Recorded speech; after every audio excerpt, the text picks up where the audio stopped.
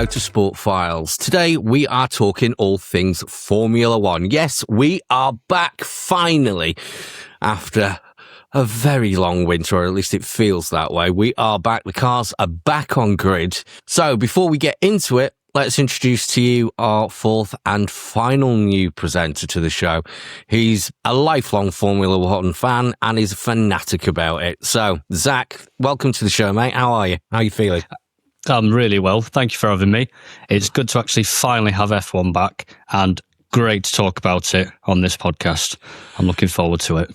Yeah, I'm looking forward to it. So, shall we just kick off by having a bit of a review of the new regs? Yeah, so obviously the main one, DRS is gone, but it's still kind of here, really. You've got the new overtake mode, which Ferrari famously did the backwards wing, or the upside down wing, which I'm really upset wasn't there in Australia. I know it was just a prototype, but I think it looks really, really cool. So obviously, that means you can get more power, more top speed if you're within 1 second. But this is the other part of it. So this is, I think, of what some F1 fans aren't enjoying, harvesting the energy. So I know that there's been a lot of issues and debates about it being in Formula E sort of category now. And it's unfortunate because with the different modes to recharge the battery, I really enjoyed the first part of the race. What did you think of it? There was a lot of forwards and backwards. Knew you were going to ask me that. So, obviously, like a lot of people, we all thought the starts were going to be an absolute nightmare, and indeed it kind of was. There was very nearly a massive accident on the start with Lawson, I think it was, not getting away cleanly. And a couple of people complained that they didn't have full batteries at the start of the race, which frankly is just not good enough. It really isn't. We should be on top of that by now. So there was that. And then the race got going, and the first 19 laps, had a lot of overtakes. And if you're a casual viewer just coming in, say you've been involved with the first year or two, yeah, that's going to have looked great. Loads of overtakes, lots of action. But I think for anybody who's been following the sport for any sort of length of time, you kind of got to about lap 5 and you thought, this isn't real. And I saw the overtakes happen and the repasses, and I just thought, this isn't sustained overtaking. This isn't like overtaking used to be, where you would pull a move down the inside, push them out to the outside of the corner, take the position and go, and you could keep your position. This was purely down to deployment, when they were doing it and for as long as they could muster it. And then they were passed back again, and it's artificial. And after the first 19 laps or so, because obviously it calmed down a bit after that, didn't it? Yeah. I just felt like I was missing something. Well, I think that's the thing, obviously. I think we had 45 overtakes last year or something, and then this time it was 120. But most of them are just very basic switchbacks, and a lot of drivers have said it's artificial. And I think that leads to the point of it is kind of losing something, because it's gone from braking at the absolute last minute to who can harvest battery. It's gone from racing to almost a game of chess in a way. However, there has been a huge divide on the drivers, and it seems to be, if they're at the front, I know that Hamilton said in one of the interviews, he really enjoyed it. It's good to see him on top again, almost, nearly on that podium. But he just basically said, if you're at the back, you just got to sort of suck it up in a way. And I know that obviously Verstappen absolutely hates the current regulations, as he's been quite vocal about for, coming up to 3 years now. I think it's just a huge change, and any new change in F1 is always contentious. I mean, look at 2014 when we lost the V8s and the V10s. That's still in memories. But I think it's just a change, and that's all that people sort of notice at the moment. They're not taking full account of what actually it can bring, because Formula One is a growing and evolving sport all the time. And I think the main point is, what will they do with these regulations? Because they are quite fluid. It was only just before the race, the FIA tried to stop one of the overtake modes between turns 6 and 9, I think.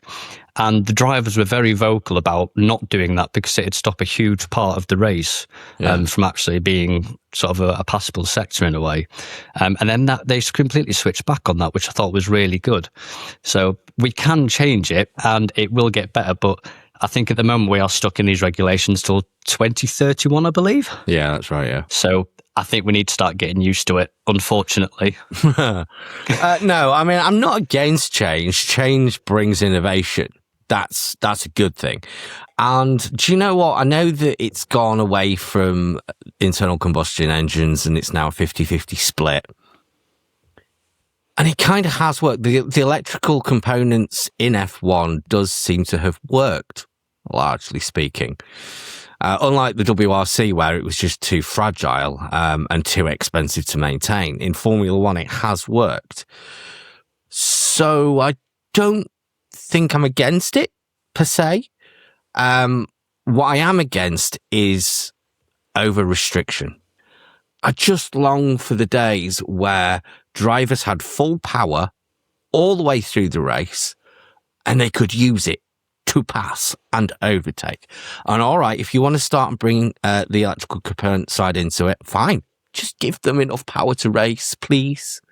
I don't like seeing them run out of power partway down a straight. It's poor. It doesn't look good on Formula One, and it's not all that interesting to watch. I don't think it's very interesting to drive either, in a way. I mean, well, Norris doesn't think so. Yeah, exactly. And quite a few others. But if you're trying to get the maximum out of your car, you should be doing the Michael Schumacher method of never let your foot off that right-hand pedal, which he famously never ever did. No. But I think that it's because of this change, we are going to get a different breed of drivers now. And I don't know how that's going to impact the lower formulas as well, because it's already a huge difference between going from karting up to sort of F3, F2. There's a big difference. It's not like playing football where, you know, what you practice and what you play in your back garden is exactly the same as what you play on the field, just on a larger scale. You can't really have that in Formula One. Yeah, you've got the like sort of virtual stuff, but it's just not the same. But I think we're going to get a different breed of drivers going forwards. And I think that the rookies are the ones to watch out for this year. I know that Kimi Antonelli, he was struggling quite a lot, actually, whereas Russell wasn't. But I think Russell's at that point where he's young enough that he can sort of blend in and try these new things with these new regulations. Whereas like Alonso, Hamilton, I think they'll find it a little bit harder over time. Although saying that, Hamilton's been very, very positive, and it's good to see him smile again after last year. Do you know what it is? It really is so refreshing to see him upbeat and smiling and sounding positive. It's other people have already mentioned it, and I kind of did miss the boat, unfortunately. But I think it was like the start of 24. I realised it was just the ground effect cars he couldn't get along with, and he never did. Both him and Mercedes just couldn't get on with those regs.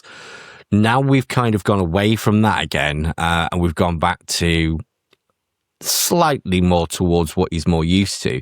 Clearly, he's a lot happier as a driver. He's much happier with his car. I think they're going in the right direction, aside from, again, I find myself saying this, and you know Ferrari what I'm going to say. Ferrari strategy. You know exactly what I'm going to say. Why?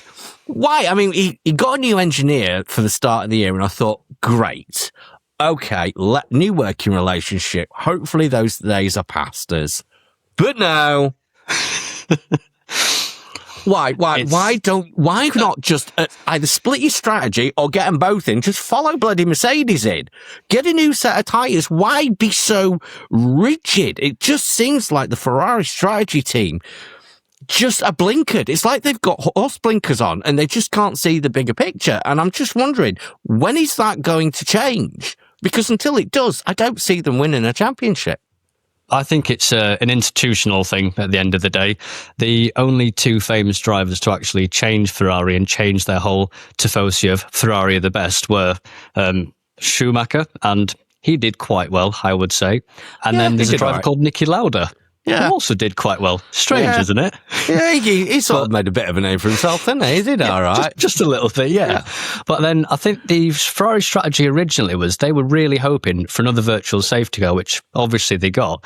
Unfortunately, the pit lane was then closed, which is a little bit of a bad look. But I think looking at last year, it is still a massive improvement. I understand it's only the first race in, but it was painful last year watching Hamilton talking to him to have Leclerc overtake him. I think that took, well they're making a tea break apparently. Yeah. So I think that it should get better, but also it's a huge thing, isn't it, to be a team strategy?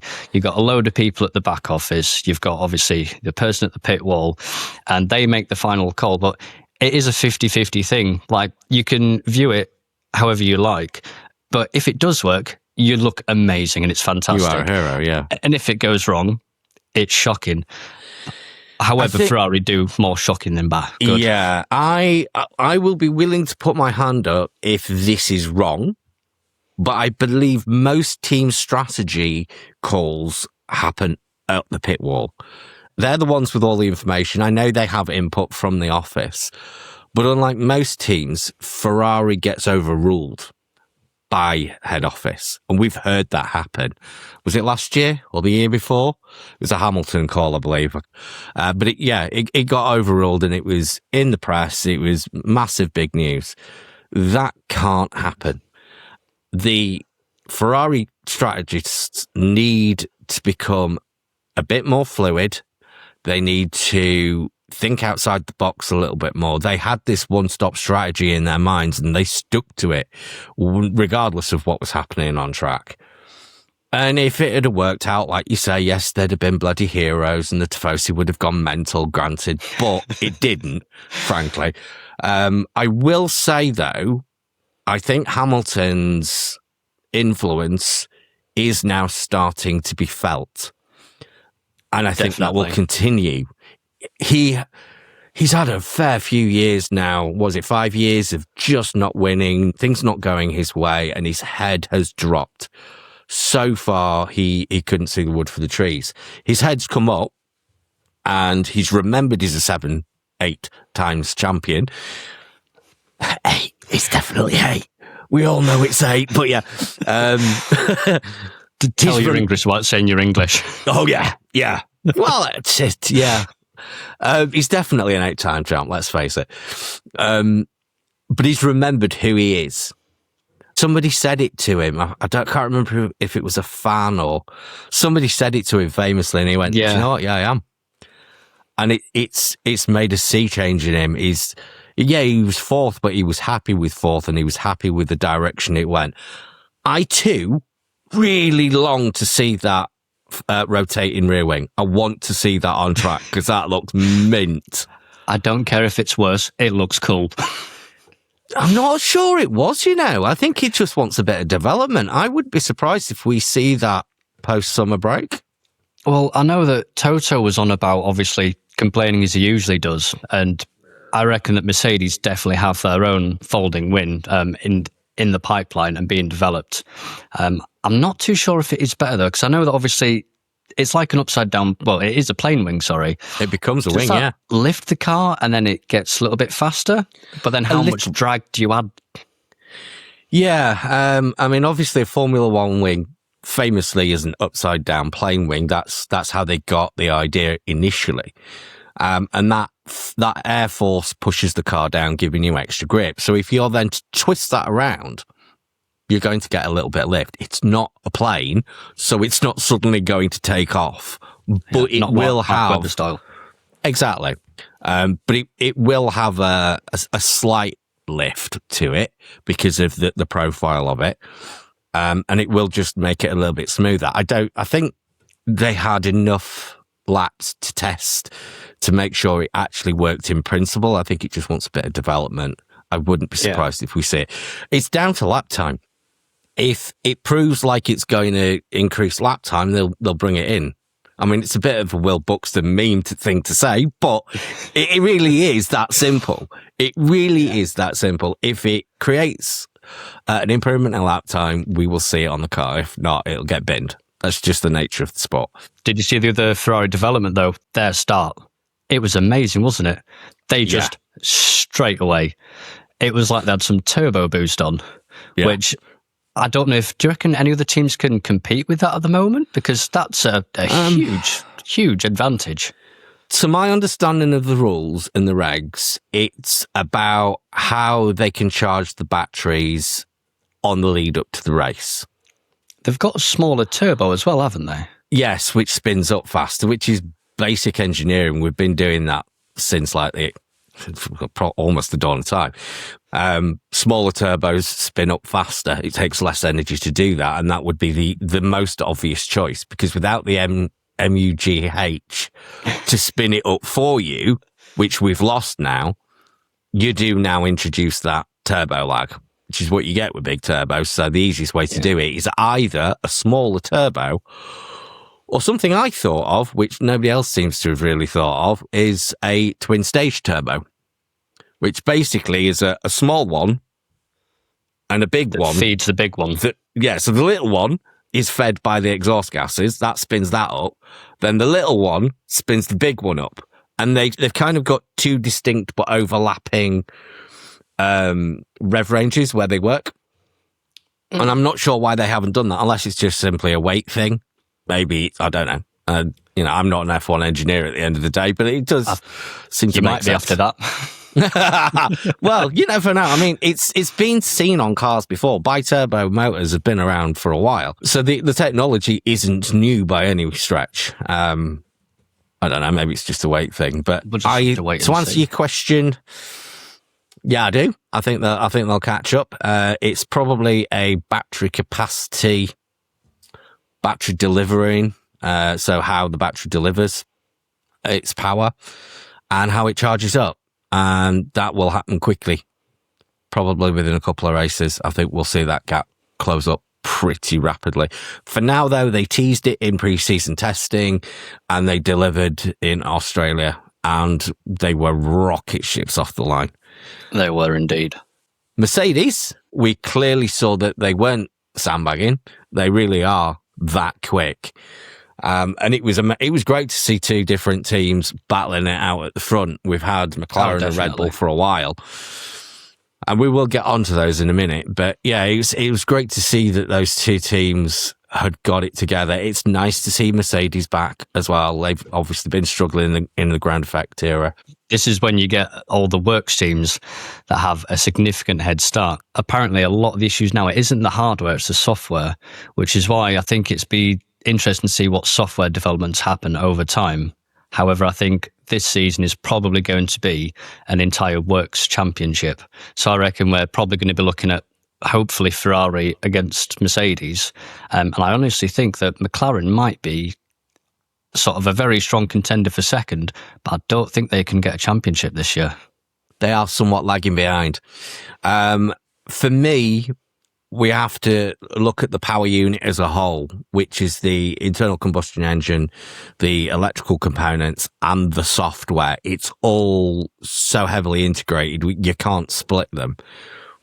So if we were to do that, which I think we should, they've got a new engine, and they were running that in Australia compared to the one that was in the back of the McLaren and the rest of the customer teams.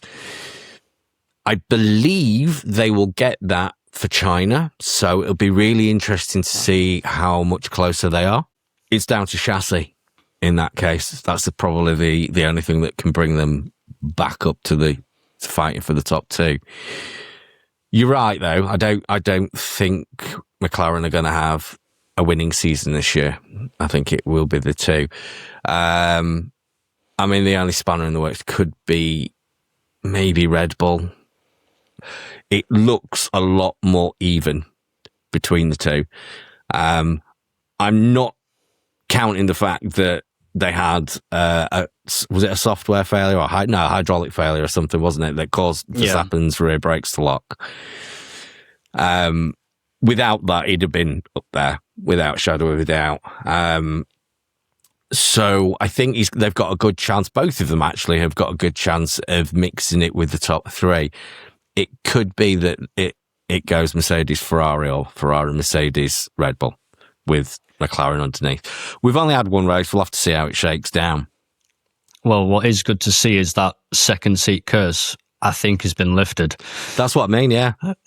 It's so good. I mean, he did do really well, did Hadjar, and I think that if Verstappen had been there, Hadjar would have actually done exactly what he's meant to. When Verstappen's out the running, he takes up that place, gets them points in, and I think that it could be one of them seasons when, again, we have maybe a constructor and a driver championship that aren't the same team and the driver, which it is early days, but I reckon Red Bull could somehow pull it out of the bag because I do really like Kimi. I think he's a fantastic driver.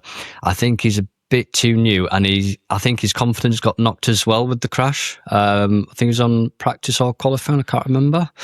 But I remember he went up to Toto and he was basically devastated, and Toto was like being almost like a dad to him with his arm over him going, don't worry, keep the confidence, keep going. But I think at one point in the race he said he couldn't go on with the tyres, that he wasn't very happy with it. And then obviously Russell said, yeah, we can do one stop, absolutely fine, no problem at all. And it's just that difference in just basically practice, how long you've been in the sport, things like that. And I think that's sort of a lot for the rookies these years. Well, there's probably set-up differences between the two cars as well, to be fair. It was unfortunate, but like you say, he's still a very experienced driver. We can't forget what he's had to achieve to get to F1 and to get to Mercedes. He is still a very experienced driver, despite only being 18, 19. It's just, he needs to keep his chin up and he needs to keep pushing. I mean, things like that, it's just nature of the sport. It does happen, and it will happen. Russell's been in the position for a little bit longer, so he's got his feet under the table. He's a lot happier, and I think it's just a confidence thing. As long as he can keep his head up, he'll be right. Yeah. I wouldn't discount him, is what I'm basically trying to say. I think he's more than capable of mixing it with the big boys, as is Hadjar. And I know how good Max is. I do. But he doesn't look scared, does Hadjar. I reckon if he has an opportunity, he's going to fight for it. And all right, he might not come out on top with, against Max, but he's going to bloody put a damn good effort in. And I think sometimes he's going to come out on top, especially if Max has another issue where he's starting at the back of the field. We know he can carve through it like a hot knife through butter, but there's only so far you can go. So no, I'm hopeful. I'm hopeful. And obviously they've got, with Lauren Meckies in there as well, it's a new direction, isn't it? So I think maybe it's a more positive one as well. I mean, I feel like probably all the teams, actually, I don't see a great rivalry between drivers. There's no animosity or anything like that. It's all, you literally do have, basically on every team, a number one and a number two driver in my eyes. I think the only sort of contentious one potentially is Ferrari. Really? However, I do think, so I'm actually a Hamilton fan, but I do think that Leclerc is actually faster, and if Ferrari have built a car good enough for the championship, I do believe that Hamilton will be a safe, comfortable second place in the championship towards Leclerc, which is upsetting, but I think that Leclerc's just a little bit better embedded on it. And I'm sure I'll probably get a lot of hate for that, because I hate myself for that. Wow. There you go, ladies and gentlemen. Proof a magnanimous Lewis Hamilton fan. You will not hear that anywhere else online, okay? Amazing. Well, no, he is. I think he's got an edge. At the moment, he's got an edge on Lewis. But I think Lewis has got the fire in his belly. I don't see that staying so rigidly throughout the year. I think Lewis is going to make it up, and they're going to start vie for it, and it'll be to and fro throughout the year. I hope. Hamilton and Rosberg memories. Yeah, bring it back. I think Charles is too chilled out for that. He's just got married. And he's got a nice car now, so finally he's got a shot at winning. So he's probably overall a bit happier, and he's too cool for that. So we'll see. It is nice to see them back on top. when the clerk actually pitted, I took a picture on my phone. It's just Ferrari Hamilton, position 1. I was like, oh, please, I hope that happens. And it's not due to a safety car or like a pit stop or anything like that. They seem to have been all right with pit stops recently. It's the strategy. I know we've talked about it. We won't go on about it again, but it's those stupid strategy calls that is going to do them in. They need to get on top of it and quickly. So I'm just going to go back a little bit on something that you said. This will be interesting. So you said there was a clear number 1 and number 2 driver throughout the grid. Are you standing by that? Give me 5 minutes. I'll let you speak and we'll go back to it. Right. Who's your number 1 McLaren driver? I'll just throw you under that bus. It's difficult to say at the moment, to be honest, because one crashed out and one didn't do so well. I would honestly say Norris, because looking at last year, obviously, the start of the year, I was honestly thinking Piastri's probably got this in the bag. Norris kept on making some stupid mistakes, and then halfway through, Norris went, "Okay, I'm going to win the championship now," and didn't quite, not that easy, but he did it fairly comfortably. I mean, obviously, you can take away a few crashes here and there. The championship could have changed, but I think that Norris is a much more consistent driver, and I think when you've won the championship, I think that's built sort of a lot more confidence in him. I do think he was a bit stupid to apparently break up with his girlfriend to concentrate on his racing. Apparently that was the reason behind it. What? Lando Norris broke up with his girlfriend allegedly because he wants to concentrate on his Formula One, which I think is just a little bit stupid. I mean, I don't want to get too much into like wags and stuff, but it just seems a little weird that he would make such a point of sort of bringing her into the public eye at the back end of last year to then break up with her. That just doesn't make sense. But we won't go on about that because this is about Formula One, not wags and girlfriends. So carry on. I think they're pretty even. I do. I genuinely think they're pretty even. They're both bloody quick drivers. They're both capable of winning races, and they're both capable of screwing it up and making stupid mistakes. They've both let their heads wobble as well. Different times of the year, obviously. I don't think there was that much in it. I think Piastri could easily have won it had he had a few better results at the back end of last year. As a head-to-head, I know there's differences, and I think Piastri's maybe slightly higher in the time that he's been there. There's no in it. There's nothing in it. I did wonder about Piastri's crash because it looked very similar to Max's. It looked like the rears had locked up, but that isn't what the commentators on the live feed were saying. Apparently it's something to do with the way the energy is harvested and you get torque spikes. So I think what happened with Piastri was he went a little bit on the curb, and naturally for like the older cars that aren't 50-50 hybrid, you do a little bit of an adjustment, maybe a little bit on the throttle. And I think because the drivers are still really new to it and really sort of just not used to it basically, it just basically spun on the wheels up and then he just slipped. And it was so devastating to see, like not even making it to the grid. Yeah. I thought when I watched it first time round, I thought I saw the rears lock, not spin. I'm gonna have to go back and double check that. I could have sworn blind that they'd locked, which is what spun him out. But I mean, either way, it doesn't really matter. He still ended up in the wall, and it's the nature of the tech. So those things are unfortunate, but it's things that'll probably get ironed out pretty quickly. I don't see things like that sticking around for very long. We have to really give props to Lindblad. What a bloody drive. What a drive. I'm very impressed with his demeanour, with the way he's handling himself, and with his drive. I think that was a superb drive. What do you reckon? I think it was a very, very good drive. I mean, it's one of them things where if you're not fighting at the front, you just need to fight for points, control your race, and I think he executed it really, really well. I think it wasn't a standout performance, but it's what all F1 drivers strive for. You need consistency, basically, and that's something you can build on. I mean, it's only his second season after all. He could go so much further. And I also think, looking at interviews as well, he's got a really level head. He's quite down to earth. And I think that says a lot about his driving style and his character, really. I think he'll be sort of if he gets a good car, potentially, maybe a championship contender in a few years. But, I mean, I guess future will tell. Absolutely.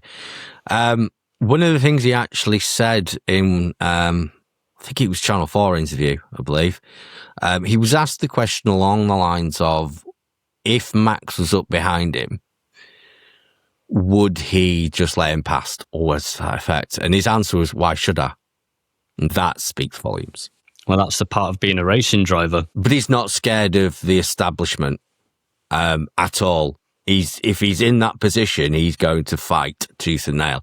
I mean, he was defending from him quite well for a while. I mean, Max made it past inevitably anyway, but the fact and do you know what? It wasn't just the fact he defended, it was the way in which he did it. It was bold, positive moves. It wasn't weaving about, it wasn't Mario Kart, which is basically what the bloody start was. It was. Come on, it was. It was nice, bold. It was assured. That's the word I was looking for. It was assured. And if he carries that forwards and keeps his chin up and starts to have some decent mid-level results, I think, it's definitely somebody we should be keeping an eye out for. I'm very impressed with him. Good job. I think it was great to see him take the hard outside line and really make his car as wide as possible in certain times. It sort of reminded me when Alonso was stopping Hamilton lap after lap after lap. And as you say, I think it's great the fact that he's not scared of Verstappen like a lot of drivers are. They see that Red Bull and they think, oh my God, get out of the way because he'll eventually get me. I think that speaks volumes on him. And I think he will be quite ruthless, but also fair, which I think is the best thing. I think he'll be fair too. Yeah. I've mentioned him already, Hadjo, but we have to talk about reliability. His car went boom. Full eco boom. Now, I have heard that it was hydraulics. What do you think? Is that a bad omen, or is it just one of those things? No, I don't think it's a bad omen as such. I mean, Red Bull, they're a fantastic team. They've got a great technology centre behind them. And also, I think a lot of people forgetting it is a brand new engine and they're actually now partnering with Ford. It's not that bad. I think a lot of it is software because they're all electronic now. And if one thing goes wrong slightly, it'll affect the rest of the car in a way, which is why you're getting these random torque spikes. You're getting these gremlins in the engine. But I think that it will get ironed out eventually. I mean, they've probably gone through absolutely reams and reams of data and they've probably already almost found out what it is. And they will then maybe over-engineer it as well to make sure it doesn't happen in the future. Because I know that a good way to make an engine like Mercedes did is build one for reliability and one for speed and then combine the two. And I think that what Ford's done at the moment to be so amazing out the gates compared to, the likes of Honda, for example, they've done a good job. They've just been a bit unfortunate, I think. So what you're saying is I'm being too harsh? It is only the first race. Yeah, all right, okay.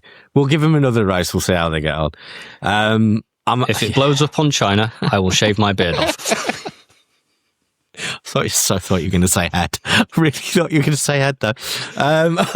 Okay, let's move on. Speaking of new engines and reliability, Audi also have a new engine. New team, yes, it's a rebranded Sauber team, but it's really not, is it? Because they've put so much time, effort. They've got new staff in. They've got essentially a whole new centre with the amount of work that they put into it. And they came away with a points finish. Well played, Audi. That's exactly what we wanted to see. In opposition to Cadillac, who, as I think everybody expected, didn't really do as well. I think everyone sort of forgot they were racing apart from the little symbols on the side. I was surprised, obviously, you got two amazing drivers. There's no doubt about that. But where were they? I mean, I watched the race and, to be honest, until you just mentioned it now, I forgot they're even in the sport. Yeah. I mean, going back to Audi very quickly, I think they were doing well, but obviously what happened with Hulkenberg? That was another disaster. Yeah. But this is what I'm saying. The engines have gremlins, and it's just what's happening for these new regulations. But going back to Cadillac, I'm not really sure what they're doing, to be honest. I think that they're a very new team, but I don't think there's enough information to even have an opinion on them yet, to be honest. They're there, they exist, and that's about it. Well, true. I mean, they are, both Audi and Cadillac are new teams, but the benefit that Audi have is they took over a team, whereas Cadillac is from the ground up, so they've got much further to go. Was it Bottas? It was Bottas, wasn't it, that went out, if I remember rightly. So they've had one retirement. It's a strange one, though, wasn't it? He just sort of, yeah. But I think he was asked to pull over immediately. So I think he was going to go in the pits, I assume. But then they said, stop straight away. And obviously, when your team tells you that, you're not going to sort of not do it. It was a bit strange how he did just go that little bit extra and go in the pits. Yeah, just a couple of extra feet and the mechanics could have come and got it on a trolley and pushed it down. An interesting result then. So we've got, Mercedes on top, as we expected. Ferrari well and truly in the mix. A very different looking top three. Russell leading, Antonelli next, and then Leclerc. It's a dream start for Mercedes. Well, I think it's their first 1-2 finish since 2019, something like that. I don't think they're going to steamroll the season. I think this was a very positive start for them, but they need to keep it going, and they've got all the technology and the drivers behind to do that. Saying that, I think it'd be really interesting season going forwards. I mean, I can't wait for this Sunday. It's going to be absolutely amazing. We'll have more information. And it'll be interesting to see where Mercedes come, because I think they've now shown they've got a good car, but can they keep it and can the other teams take over? Because the main thing is Mercedes are a very, very good power unit, but Australia is a power circuit, really. And I think it'd be different to see in China. I mean, them first few turns, you can't really get your foot down. I think it'd be a lot more about the aerodynamics of the bodywork. So rest in peace, Aston Martin. Actually, we haven't spoken about Aston's troubles, have we? They actually did more than we thought they were going to do, but yeah. Yeah, well, they were only going to do 25 laps, I think, until someone's nerve broke down, or the car itself. So yeah, it did better than we thought it did. It still carried on. I think it finished, didn't it? One of them did. Stroll was technically finished, but he got listed as finished because at the end it said he was like 12 or 15 laps down. I don't know why that happened. I was very confused by it, but he was listed as finishing, which is just a bit strange. I'm going to say he spent most of the time on the timesheets out, retired, so maybe it's a glitch. But probably a glitch. So next weekend, China, is also a sprint weekend. And as we've already seen 20 laps of hard racing between the two before things went south with strategy, could we see a Ferrari win in China and at least the sprint race? Well, we did last year. However, I think that's because the cars were very low, and because it's only a short race, their plank wear wasn't detected like it was on race day. Yeah. But I reckon for the sprint race, it's going to be what the sprint race has always been about. Absolute mental, completely going forwards, full throttle. And I think it'd be really interesting. I do think there might be maybe a couple of crashes. I think there might be a lot harder racing. I'm surprised that no one knocked their front wing off. But I think we'll see a lot more of that. That's a good point. Well, mind you, I haven't said that. We nearly had that massive accident on the start, but... Oh, yeah. But I think there's a bigger penalty to change the front wing now because it's got all the hydraulic parts. I think it's like 25 seconds now just for the front wing. So that's a little bit... You need to be a lot more cautious in a way. A lot more expensive as well, especially for the likes of Williams. You know what I mean? I don't mean that as a bad thing. I'm actually a big fan of Williams. I really want to see them do well and come up the ranks and regain the progress that they've made over the last couple of years. But still, for a team like Williams, if they lost the front wing, it'd be disastrous. especially if they lost two. They can't afford that. So I'm hoping that we see a bit of improvement with Williams. I genuinely do. It will be interesting. I think both Charles and Lewis are just going to go have at it in the sprint weekend. I think they're in a good position to keep that to get that top step, at least in the sprint. In the race itself, I think it's going to be much of a muchness, to be honest. I think it'd be pretty similar. Well, I honestly think that China will... I hope it'll be an interesting race, as I always do, but from looking at Australia, the first few laps where you had the sort of artificial overtaken, as people are calling it, I think the reason behind that is they're not quite used to how to deploy it and how to use the cars yet. And it was the first time properly on track in an actual race. And I think because China's got the sprint, they'll have that little sort of test of what to do and where to deploy. And I think that then leads to the actual race itself. It'll be like the middle section of the Formula One race, where you just see him go around, the times sort of change, distance gaps.